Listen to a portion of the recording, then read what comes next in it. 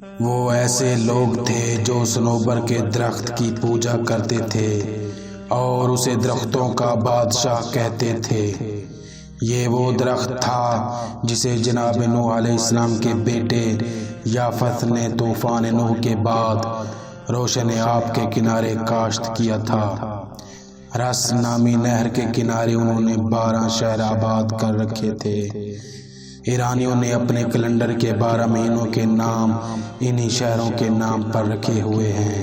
چونکہ وہ درخت صنوبر کا احترام کرتے تھے، لہٰذا انہوں نے اس کے بیج کو دوسرے علاقوں میں بھی کاشت کیا اور آب پاشی کے لیے ایک نہر کو مختص کر دیا۔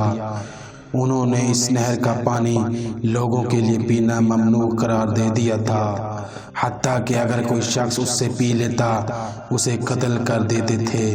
وہ کہتے تھے کیونکہ یہ ہمارے خداؤں کا سرمایہ حیات ہے، لہٰذا مناسب نہیں ہے کہ کوئی اس سے ایک گھونٹ پانی کو کم کر دے۔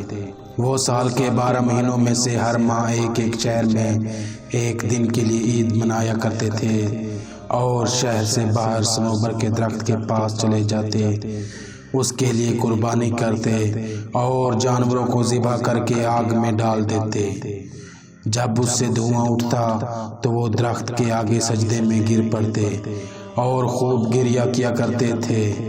ہر مہینے ان کا یہی طریقہ کار تھا۔ چنانچہ جب اس فند کی آبادی آتی تو تمام 12 شہروں کے لوگ یہاں جمع ہوتے اور مسلسل 12 دن تک وہاں عید منایا کرتے، کیونکہ یہ ان کے بادشاہوں کا دارالحکومت تھا۔ یہیں پر وہ مقدور بھر قربانی بھی کیا کرتے اور درخت کے آگے سجدے بھی کیا کرتے۔ جب وہ کفر اور بت پرستی کی انتہا کو پہنچ گئے تو خداوند عالم نے بنی اسرائیل میں سے ایک نبی ان کی طرف بھیجا تاکہ وہ انہیں شرک سے روکے اور خدا وحدہ لا شریک کی عبادت کی دعوت دے، لیکن وہ اس نبی پر ایمان نہ لائے۔ اب اس نبی نے فساد اور بت پرستی کی اصل جڑ یعنی اس درخت کے کلے کم کرنے کی خدا سے دعا کی اور بڑا درخت خشک ہو گیا۔ جب ان لوگوں نے یہ صورت دیکھی تو سخت پریشان ہو گئے اور کہنے لگے کہ اس شخص نے ہمارے خداؤں پر جادو کر دیا ہے۔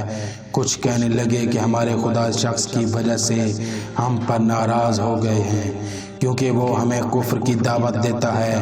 اب بحث مباحثے کے بعد سب لوگوں نے اللہ کے اس نبی کو قتل کرنے کی ٹھان لی اور گہرا کنواں کھودا جس میں اسے ڈال دیا اور کنویں کا منہ بند کر کے اس کے اوپر بیٹھ گئے اور اس کے نالہ و فریاد کی آواز سنتے رہے یہاں تک کہ اس نے جان افرین کے سپرد کر دی۔